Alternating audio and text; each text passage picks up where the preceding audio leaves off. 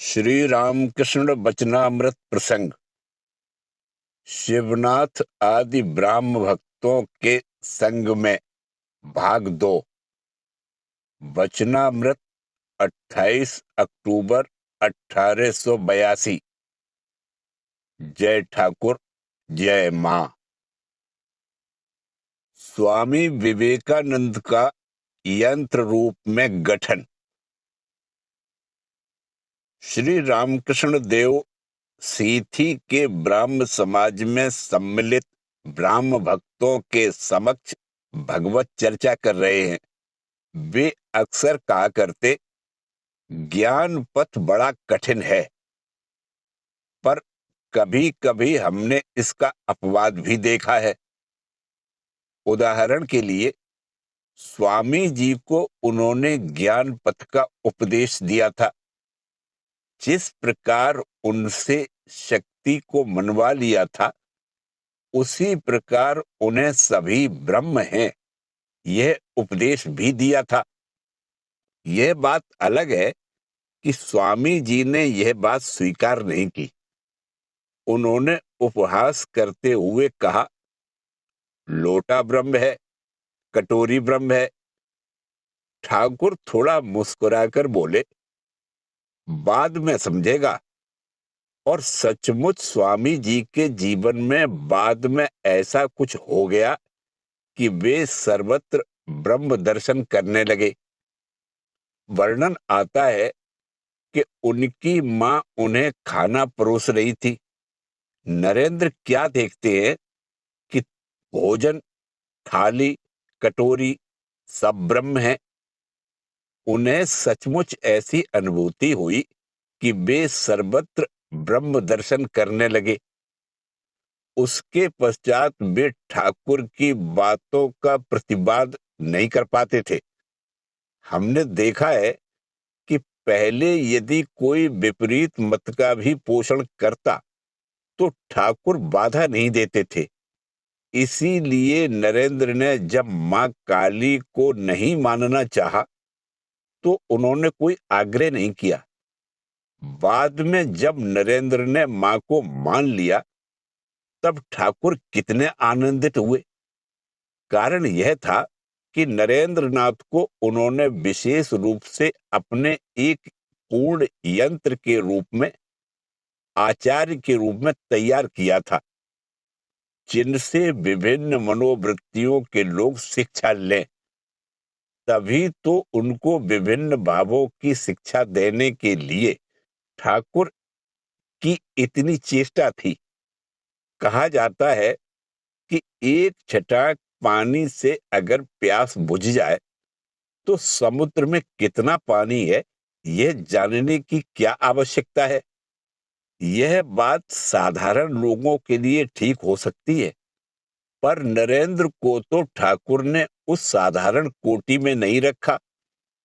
इन सब आपात विरोधी सिद्धांतों में नरेंद्र को निष्णात करके उन्होंने उन्हें एक अपूर्व यंत्र के रूप में परिणत किया था, जहां से धर्म समन्वय का संदेश दिग दिगांतर में फैल गया था। ठाकुर की अहंकार शून्यता। इसके पश्चात ठाकुर कहते हैं कि वेदों में जो सप्त भूमि की बात है, वह मन की विभिन्न अवस्थाओं का वर्णन है। अनुभव से समझना होता है, युक्ति तर्क के द्वारा समझ में नहीं आता। सप्तम भूमि पर मन के पहुंच जाने पर फिर शरीर की कोई क्रिया संभव नहीं होती। ठाकुर के जीवन में हम देखते हैं कि जब उनका मन इस सप्तम भूमि से नीचे नहीं उतरना चाह रहा था, तब दैव योग से एक व्यक्ति उनके जीवन में आया, जो उनके मन को बलपूर्वक नीचे खींचकर किसी प्रकार उनको कुछ खिला देता था। इस अवस्था में वे लगभग 6 महीने तक रहे। यह सही है कि साधारण लोगों के लिए इस अवस्था में अधिक दिन रहना संभव नहीं होता है। हमारा शरीर यदि चैतन्य में अधिष्ठित न हो तो उसके द्वारा कोई कार्य नहीं होता। यदि ऐसा है तो फिर आचार्यों की अवस्था क्या है? ठाकुर कह रहे हैं कि उनमें एक विद्या का अहम रहता है। शंकराचार्य आदि में थोड़ा विद्या का अहम था, इसीलिए उनके द्वारा प्रचार कार्य संभव हुआ था। लेकिन अपने स्वयं के संबंध में बतलाते हुए ठाकुर कह रहे हैं कि इसके भीतर मैं बिल्कुल नहीं है, केवल वे हैं। यह बहुत आश्चर्य की बात है। मेरे थोड़ा सा अहंकार है, यह बात उन्होंने नहीं कही। कहते हैं इसके भीतर और कुछ नहीं है, मैं नहीं है, यहां वे हैं। अर्थात इस शरीर के प्रति उनकी अहम बुद्धि नहीं है। उनका भाव है उनका शरीर एक यंत्र के समान है, जिसे जगन माता नियंत्रित करती हैं, चलाती हैं। प्रति क्षण इस शरीर से जो भी क्रिया हो रही है वह उन्हीं जगन माता के द्वारा निष्पन्न हो रही है। यह जो देहाभिमान शून्यता है तथा स्वयं को जगन माता के यंत्र रूप में देखना है, यह केवल अवतार पुरुष के लिए ही संभव है। वेदोक्त सप्तभूमि, यहां जो सप्तभूमि की बात कही गई वह है मन के विभिन्न स्तर, जैसे क्षिप्त, मूढ़, विक्षिप्त, एकाग्र आदि। पहले मन की अवस्था पागलों जैसी होती है। पागल वह है जो वस्तु को एकदम उल्टा देखता है, सत्य को मिथ्या और मिथ्या को सत्य देखता है। यह हुई क्षिप्त अवस्था। मूढ़ अवस्था में बुद्धि काम नहीं करती। इसके पश्चात है विक्षिप्त अवस्था। इसमें मन की गति कभी सत्य की ओर होती है तो कभी मिथ्या की ओर। सामान्य दृष्टि से कहा जा सकता है कि कभी भगवान की ओर तो कभी संसार की ओर। इसके पश्चात है एकाग्र अवस्था। इसमें मन को विषयों से समेटकर ध्येय वस्तु से जोड़ दिया जाता है। इससे कुछ ऊंची अवस्था का नाम है निरोध अवस्था। इसमें इंद्रिय वृत्तियां पूर्ण रूप से निरुद्ध हो जाती हैं। उसके बाद है स्वतः व्युत्थान, जो समाधि की अवस्था है। लेकिन इस अवस्था में भी मन में संस्कार का लेश रहने के कारण वह स्वयं ही समाधि से उतर आता है। इसके बाद और कुछ आगे जाने पर जो अवस्था होती है उसका नाम है परत व्युत्थान। इसमें मन नीचे नहीं उतरना चाहता, केवल कोई दूसरा व्यक्ति ही प्रयत्न करके उसे उतार सकता है।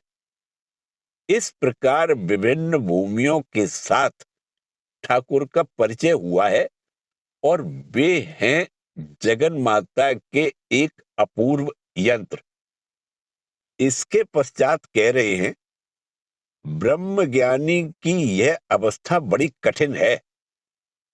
तुम लोगों के लिए भक्ति पथ बहुत अच्छा और सहज है। यह बात उन्होंने क्यों कही, यह समझना कठिन है। लगता है इसलिए कही कि इस प्रकार व्यक्तित्व के लोप की अवस्था शायद सब लोग पसंद न करें। ब्रह्म का अनुसरण करने वाला ब्रह्म ज्ञानी जो ब्रह्म की अवस्था प्राप्त करने की चेष्टा कर रहा है वह भी अपनी अवश्यंभावी मृत्यु की बात सोचकर शायद डर जाएगा। इसीलिए कह रहे हैं तुम लोगों के लिए भक्ति पथ बहुत अच्छा है और सहज है। अच्छा किस लिए है? इसलिए कि बहुत से लोगों के लिए इस पथ का अनुसरण करना संभव है। सामान्य जनों के लिए ज्ञानी के समान स्वयं के मैं को एकदम विलीन कर देना सहज नहीं है। मथुर और उनकी भावावस्था। कामना का लेश मात्र रहने से समाधि तो दूर की बात है, किसी भी उच्च भाव भूमि में रह पाना संभव नहीं है। जैसा कि मथुर बाबू के साथ हुआ था। मथुर बाबू ने भाव के लिए ठाकुर से प्रार्थना की। ठाकुर ने कहा, वह मां की इच्छा होने से होगा। बाद में जब सचमुच ही मथुर बाबू को भाव हुआ, तब वे इतना अधीर हो उठे कि ठाकुर से कहने लगे, बाबा, तुम अपना भाव वापस ले लो। इस भाव की चपेट में मेरी सारी संपत्ति नष्ट हुई जा रही है। मैं किसी और मन नहीं लगा पा रहा हूं। सामान्य रूप से तनिक से भाव के उनमें से ही जब यह अवस्था हो गई, तब कहीं यदि भाव ऐसे वेग से आए कि सारा मन ही लीन हो जाए, तब तो वह मनुष्य के लिए नितांत असह्य बात हो जाएगी। इसीलिए कहा है, योगिनो बिभ्यति हेस्माद अभय भय दर्शना। योगी जन भी इस अभय स्वरूप को देखकर भय से संत्रस्त हो उठते हैं। याज्ञवल्क्य मैत्री संवाद। याज्ञवल्क्य मैत्री को उपदेश देते हुए कहते हैं, न प्रेत संज्ञास्ति। इसके उपरांत यह अवस्था पार कर जाने पर कोई संज्ञा नहीं रह जाती। संज्ञा कहने का अभिप्राय लिया है ज्ञान, तथा ज्ञान माने मैं, तुम, यह सब संसार का ज्ञान, यह सब लुप्त हो जाएगा। यह सुनकर मैत्री घबरा गई और बोली, यह अवस्था लेकर मैं क्या करूंगी? यह तो मुझे अच्छी नहीं लगती।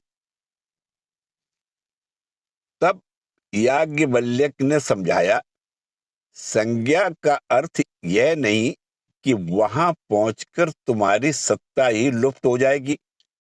संज्ञा माने सांसारिक विषयों का ज्ञान, उसका लोप हो जाएगा। उनके समझाने पर संभव है कि मैत्रेयी का वह भय दूर हो गया हो, लेकिन साधारण मनुष्य का यह भय कभी नहीं जाता।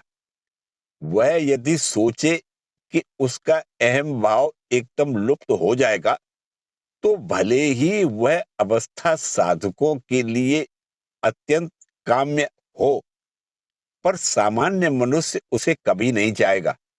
वह कहेगा, जरूरत नहीं उस प्रकार की अवस्था की। मैं जैसा हूं वैसा ही ठीक हूं। साधारण मन की ऐसी ही अवस्था होती है। इसीलिए ठाकुर कह रहे हैं, तुम लोगों का भक्ति पथ बहुत अच्छा और सहज है। कहते हैं, मुझसे एक व्यक्ति ने कहा था, महाराज, क्या आप मुझे समाधि सिखा सकते हैं? सुनकर सब हंसते हैं। समाधि का नाम सुनकर मनुष्य को एक प्रकार का आकर्षण होता है। वह सोचता है कि सीखकर यदि समाधि सुख का थोड़ा मजा ले लिया जाए तो क्या बुरा है। 5 रुपए में समाधि वाली बात मैं कई बार कह चुका हूं। एक व्यक्ति नियमित रूप से समाधि बेचता था। दाम था 5 रुपए। एक साथ कई लोगों को बैठाकर वह उनसे कहता, इस प्रकार से सोचो। इसके बाद सम्मोहन विद्या का प्रयोग करते हुए वह उन लोगों को ऐसी अवस्था में पहुंचा देता जिससे उन्हें लगता कि समाधि हो गई। और यह समाधि बड़ी सुलभ थी। दाम था केवल 5 रुपया। तभी तो एक ने ठाकुर से पूछा था, महाराज, समाधि सिखा सकते हैं? ईश्वरीय भाव और अनुभूति। हम लोग भगवान का लीला कीर्तन करते हैं, उनको लेकर लीला विलास की बात कहते हैं, परंतु मनुष्य जब उनमें एकदम लीन हो जाता है, तब उन्हें लेकर वैसा लीला विलास फिर संभव नहीं हो पाता। इसीलिए ठाकुर ने कहा था, ईश्वर की ओर जितना बढ़ोगे, कर्मों का आडंबर उतना ही कम हो जाएगा। यहां तक कि उनका नाम गुणगान भी बंद हो जाएगा। भक्त को भी इस प्रकार की समाधि लग सकती है। तब उसके द्वारा बाहरी पूजा पाठ अनुष्ठान आदि संभव नहीं होता। ठाकुर कह रहे हैं कि इस अवस्था में वे तर्पण करने गए तो सही, पर कर नहीं पाए। बाद में हलधारी ने समझाया कि यह साधना का एक स्तर है, वहां पहुंचने पर मनुष्य की वैसी अवस्था हो जाती है। इसके पश्चात ठाकुर अवतारी पुरुषों के स्तर बतलाते हैं। समझाते हैं, अवतार उसे कहा जाता है जिसमें शक्ति का विशेष प्रकाश हो। अवतार सिद्ध और सिद्धों का सिद्ध, ऐसा भेद शक्ति के प्रकाश की अलग अलग मात्रा के कारण किया जाता है। भगवान की शक्ति सब में पूर्ण रूप से है, पर उसके प्रकाश में तारतम्य है। यह बात हम व्यावहारिक जगत में समझ सकते हैं। इसीलिए ठाकुर ने विद्यासागर के प्रश्न के उत्तर में कहा था, तुम्हारे भीतर ईश्वरीय शक्ति का अधिक प्रकाश है, तभी तो लोग तुम्हें देखने आते हैं। जो वस्तु अखंड है, उसे खंड खंड करके किसी जगह कम तो किसी जगह अधिक ऐसा नहीं किया जा सकता। एक रज कण तक में भगवान की सत्ता परिपूर्ण मात्रा में विद्यमान है, केवल प्रकाश का अंतर है। इसी से यह समझ में आता है कि कौन बद्ध है, कौन मुमुक्षु, कौन मुक्त है, कौन सिद्ध और कौन अवतार। इसके पश्चात लेक्चर देने की बात उठी। ठाकुर बोले, एक बार मैंने केशव से कहा, तुम लोग किस प्रकार लेक्चर देते हो, मैं सुनूंगा। केशव तो असाधारण वाग्मी थे। उन्होंने व्याख्यान दिया। ठाकुर कहते हैं, सुनकर मुझे समाधि लग गई। उसमें उन्हें इतना आनंद मिला। लेकिन साथ ही यह भी कहते हैं, तुम लोग ईश्वर के ऐश्वर्य की बात इतनी क्यों कहते हो? भगवान तुमने अमुक बनाया है, तमुक बनाया है, तुमने सुंदर फूल बनाए हैं, तुमने आकाश बनाया है, यह सब इतना क्यों? जो स्वयं ऐश्वर्य चाहते हैं, वे ही ईश्वर के ऐश्वर्य का इतना वर्णन करते हैं। जब तक ऐश्वर्य के प्रति हमारा मोह रहता है, तब तक भगवान के ऐश्वर्य की ओर दृष्टि रहती है। लेकिन जितना ही हम उनके निकट पहुंचते हैं, उतनी ही उनसे घनिष्ठता होती जाती है। इसीलिए पहले पैर भगवान अनंत शक्ति स्वरूप प्रतीत होते हैं, अंत में वे ही अनंत प्रेम स्वरूप हो जाते हैं। शांत और दास्य में ऐश्वर्य का जो भाव रहता है, वह सख्य में कम हो जाता है और वात्सल्य में तो एकदम लुप्त ही हो जाता है। जिस प्रकार मां संतान से किसी प्रकार की आशा नहीं करती, वह उसको केवल देती ही है, उसे उससे लेने का कुछ नहीं रहता। वैसा ही संबंध जब भगवान से हो, तब समझना चाहिए कि हम उनकी ओर काफी बढ़ चुके हैं। सबसे अंत में है मधुर भाव।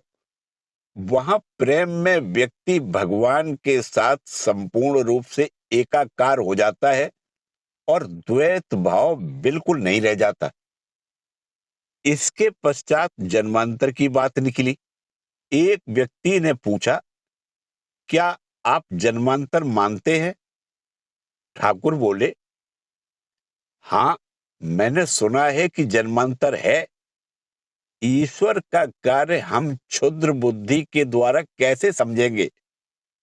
अनेक लोग कह गए हैं, इसलिए अविश्वास नहीं कर सकता। भगवान की लीला भला हम क्या समझेंगे?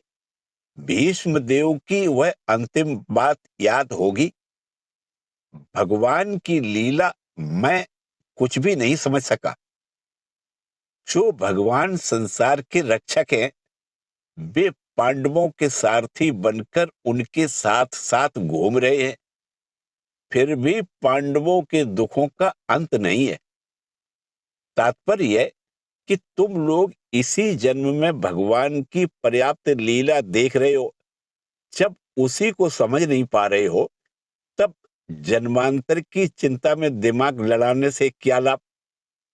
उसकी अपेक्षा यह सोचना अधिक अच्छा है कि किस प्रकार इस जन्म में यह जीवन पूरी तरह से काम में लगाया जा सकता है। इस अनंत जगत का सब कुछ जानना तो संभव है नहीं, तब इतने सारे फालतू सिद्धांत दिमाग में ठूस लेने से क्या लाभ? यह दुर्लभ मनुष्य जीवन मिला है, भगवान की कथा सुनने का अवसर मिला है। हो सकता है कि उनके प्रति कुछ प्यार भी आया हो। ऐसी दशा में अब उनका चिंतन करने की चेष्टा करनी होगी, उनमें डूब जाने की, उन्हें लेकर आनंद करने की चेष्टा करनी होगी। जय ठाकुर, जय मां।